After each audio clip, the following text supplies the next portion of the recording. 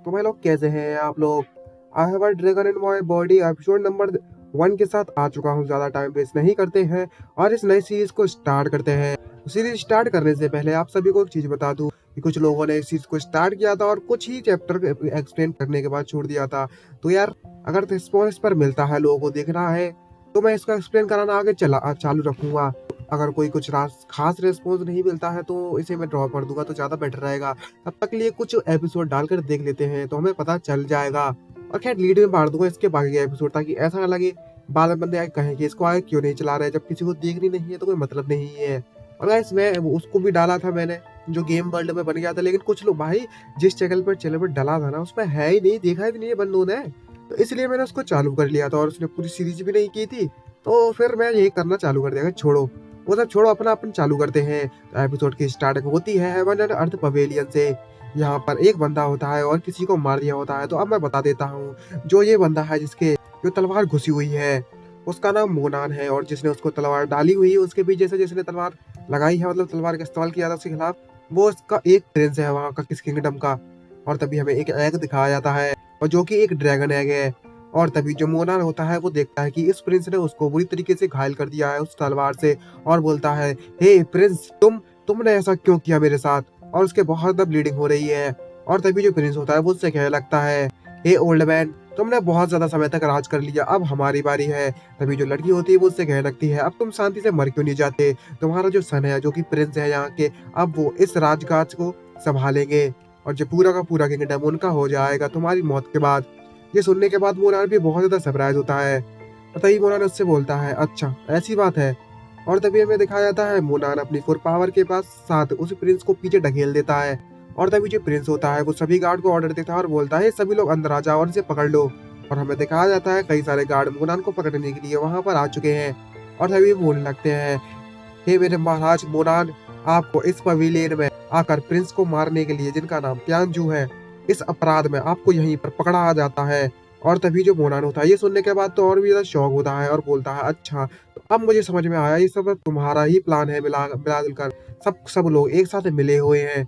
और तभी जो मोनान होता है वो उससे बोलता है, जो एम्पर हर्ट टेक्निक है, तो प्रिंस तुम उस टेक्निक से साथ मुझे जाने की इस एम्पर को सरपास करना चाहते हो। और तभी जो गार्ड होते हैं वो लगते हैं, जाओ सभी के सभी लोग उसे पकड़ लो। और तभी मोनान को दिखाया जाता है उसके मुंह से खून निकल रहा है। और तभी वो वहां पर बेहोश होने लगता है और बोलने लगता है, जो मैं ऐसा कुछ करना तो नहीं चाहता, लेकिन जो मेरी बॉडी है, मुझे ये लगता है कि मैं ज्यादा समय तक जिंदा बचने वाला हूँ। और उसकी आंखें बंद हो जाती हैं। और तभी हमें दिखाया जाता है कि जो एग रखा होता है, जो कि एक ड्रैगन एग है, उसमें लाइट चमकने लगती है। और जो प्रिंसेस होती है, वहाँ की जो लड़की होती है, वो प्रिंस से कहने लगती है, प्रिंस जरा इसको तो देखो, जो मोनान है वो सुसाइड करने वाला है और अपने आप को ब्लास्ट करने वाला है। और वहाँ की जो 6 दाव बुक है वो फटने वाली होती है उसी के साथ। ये देखकर जो प्रिंस होता है वो सरप्राइज होता है कि ये तो बहुत ज्यादा बुरा है। और तभी हमें दिखाया जाता है जो लड़की होती है वो उससे कहने लगती है, जो कि प्रिंसेस है, हो हे प्रिंस जरा इसको तो देखो, अगर हमें वो बुक नहीं मिली तो हम ये इस ड्रैगन एग को कभी भी हैच नहीं कर पाएंगे, ये बहुत ज्यादा बुरा है। तभी वहां पर एक लाइट की रोशनी दिखाई जाती है, सारी की सारी एनर्जी जो होती है वो उस एग की तरफ जाने लगती है। मतलब जो एग और जो दोनों बुक हैं आपस में मिलकर उस मोनान की बॉडी में जाते हैं। और जैसे ही मोनान की बॉडी में बाहर जाते हैं तो हमारा नेक्स्ट सीन शिफ्ट होता है मोनान की दूसरी बॉडी पर, और वो एक मॉडर्न कपड़े पहने हुए होता है। और हमें दिखाया था उसके बहुत ज्यादा दुख रहा है। और तभी अचानक से उसे होश आता है और बोलता है, ये अब नहीं दुख रहा, आखिर मैं अभी भी जिंदा हूँ। और तभी अचानक शीशे में अपना चेहरा देखता है, और ये देखने के बाद वो बहुत ज्यादा शॉक और सरप्राइज होता है और बोलता है, ये तो मैं हूँ, जब मैं बहुत ज्यादा यंग था, मतलब 18 साल का था। आखिरकार मेरे साथ क्या हो रहा है, क्या मैं दोबारा से पैदा हो गया या फिर मैं समय में पीछे आ गया। और तभी हमें दिखाया जाता है कि मोनान की जो जिस बाथरूम में मोनान अपना मुंह धो रहा होता है, उसका दरवाजा जोर जोर से कोई खटखटा रहा है और उससे बोल रहा है, हे मोनान, तुम जल्दी से बाहर आ जाओ, तुम अपने आप को क्या समझते हो, अभी भी कोई इंसान हो कि नहीं, और आखिरकार तुम ये दरवाजा क्यों नहीं खोल रहे हो। और कम से कम 100 दिनों बाद तुम्हारा एग्जाम, आई मीन ऑलमोस्ट 3 महीने बाद तुम्हारा एंट्रेंस एग्जाम है कॉलेज का। और तभी जो मोनन होता है वो तब सर पकड़कर सोने लगता है और बोलता है, कॉलेज एंट्रेंस एग्जाम, ये तो कम से कम 300 साल पहले की बात है, जब मैं कॉलेज का एंट्रेंस एग्जाम देने के लिए जाने के लिए रेडी हो रहा था। आखिरकार यहाँ पर चल क्या रहा है, बहुत ज्यादा कंफ्यूज होता है। और तभी हमें दिखाया जाता है लड़की को, वो भी बोल रही होती है, हे मोनन, अगर तुमने इस दरवाजे को नहीं खोला तो मैं इस वहां पर वेटर को बुलाकर ये दरवाजा खुलवा लूंगी। ये सुनते ही मोनन सरप्राइज होता है और तभी वो दरवाजा अचानक से खोल देता है और हमें दिखाया जाता है जो लड़की होती है वो सीधे मोनान की तरफ गिरने लगती है और वो सीधे मोनान के ऊपर गिर जाती है। और हमें दिखाया जाता है जो मोनान होता है वो उसके संतरे पकड़ लेता है और भाई है ही नहीं संतरे, बात तो अलग है। तभी हमें दिखाया जाता है जो मोनान उससे कहता है मुझे विश्वास नहीं होता, मुझे दोबारा से जिंदा होने का समय मिल चुका है, और उससे पूछता है हे तुम कौन हो। और तभी अचानक से वो देखती है कि उसके संतरों पर उसने हाथ रख दिया है। तभी नेक्स्ट सीन में हमें दिखाया जाता है वो लड़की मोनाल को पूरी तरीके से पीटना स्टार्ट कर देती है और बोलने लगती है हे तुम चिड़े कहीं के, तुम तो जाकर कहीं पर मर जाओ और अब तो तुम मुझे पहचानने से भी साफ साफ इनकार कर रहे हो। तभी मोनाल रोते हुए उससे कहने लगता है वो बस एक एक्सीडेंट था, मुझे माफ कर दो, वो बस एक एक्सीडेंट था, मेरी जो बॉडी है वो बहुत ज्यादा वीक है इसलिए।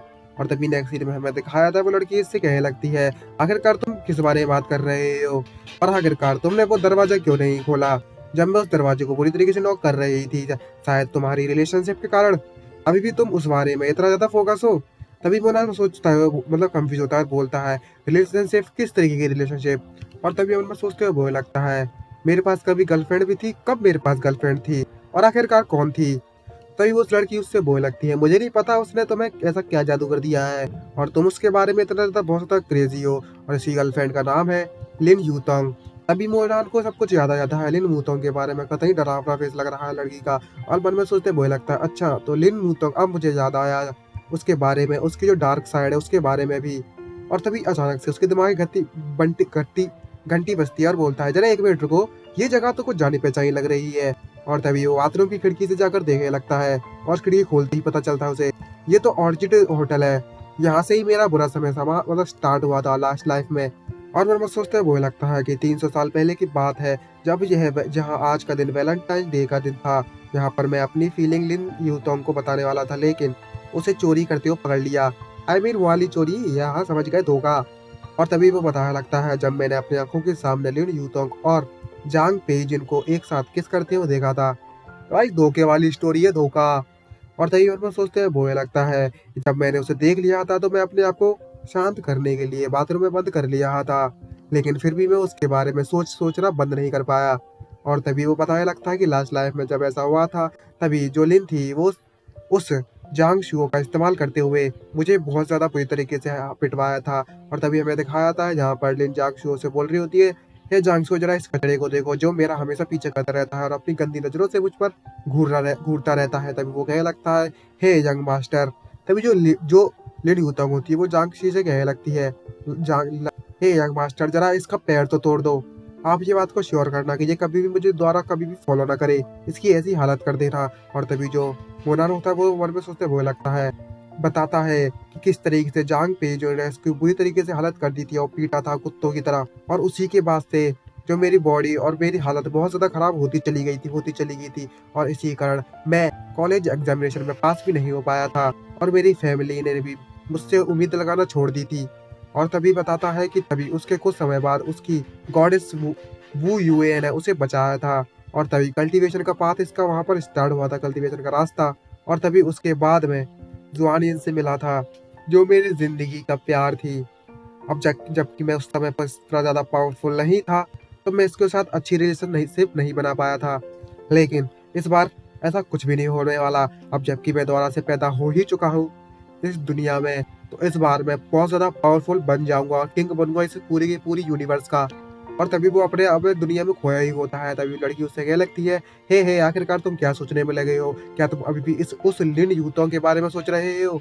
तभी मुनन कहने लगता है ऐसा कभी नहीं हो सकता, आखिरकार मैं उस टट्टी के बारे में सोचूं भी क्यों, मतलब उस शिट के बारे में, सॉरी मजाक कर रहा था मैं, क्योंकि उसे पता है ना उसका असली रूप उस चुड़ैल का। ऐसा कहने का मतलब है मैं नहीं कह रहा, उसने कहा है। तभी लड़की उससे कहने लगती है क्या तुम क्या बोल रहे हो, उसको लिटिल शिट बोल रहे हो, आखिरकार तुम इतनी ज्यादा बकवास क्यों किए जा रहे हो फिर से, तो मैं इस मुसीबत से निकलने का कोई रास्ता ढूंढना होगा सबसे अच्छा। तभी जो मोनाल उसे कहने लगता है तुम्हें इतना ज्यादा चिंता करने की जरूरत नहीं है मेरे बारे में आखिरकार, लेकिन तुम फिर भी सही हो इस बारे में, चलो यहाँ से पहले हम चलते हैं, अभी हमारे पास बहुत कुछ है करने के लिए। और तभी वो लड़की वहां पर शर्माने लगती है, उसका चेहरा लाल पड़ रहा है, पता नहीं कौन है, आगे चलकर पता चलेगा, मैं नहीं बताने वाला क्या कौन है, वो तो स्टोरी के साथ साथ फ्लो में पता चलेगा, ठीक है। तभी लड़की उससे कहने लगती है किसने कहा था कि, कौन कह रहा है कि मैं तुम्हारी ज्यादा चिंता कर रही हूँ, तुम इतनी ज्यादा बकवास मत करो वरना मैं तुम्हें इग्नोर किया करूंगी अब आगे चल के। और तभी हमें दिखाया जाता है जैसे ही वो लोग उस बाथरूम के बाहर आते हैं तभी कोई बोलते हैं जरा उधर तो देखो, उधर तो देखो, भब्बर मचा हुआ है हॉल में यहाँ पर।